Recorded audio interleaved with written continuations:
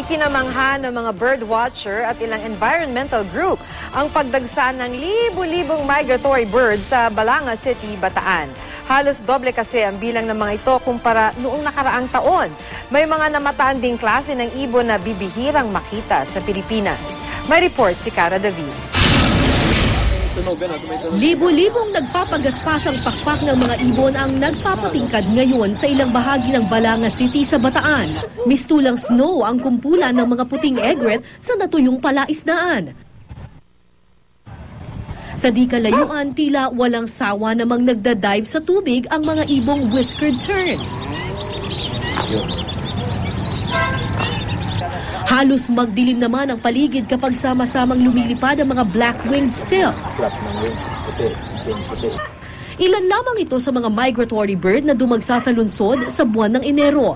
Karaniwang nagmamigrate ang mga ibon mula sa mga lugar na malamig para maghanap ng makakain. Ayon sa Department of Environment and Natural Resources, isa ang Balanga City sa mga nakakapagtala ng pinakamaraming migratory birds taon-taon. Katunayan, halos dumoble raw ang bilang ng mga ibong dumayo ngayon. Noong 2012, nasa mahigit 14,000 migratory birds ang naitala. Pero sa taong ito, halos 26,000 ang bilang ng mga ibon. Ibig sabihin, marami silang pagkain dito sa City of Balanga. Kaya nandito sa lahat yung mga ibon natin. Ang mga bird watchers mula sa Wild Bird Club of the Philippines napahanga sa dami ng migratory birds sa Balanga.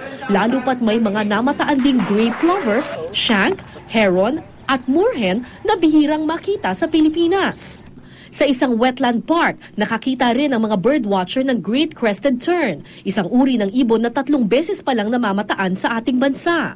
Are very happy to announce that there is a very large increase this year in the Asian waterbird census for Balanga, Bataan. The reason for the really large increase this year is because the weather is likely to have been a very good day for counting birds, as well as the fact that it was just a very good day for the birds to be staying here in Balanga. Marami ibon is a sign that the habitat is good. So maraming pagkain and making places friendly for them to survive. Paalala naman ng DNR sa publiko, ipinagbabawal ang paghuli ng mga migratory birds.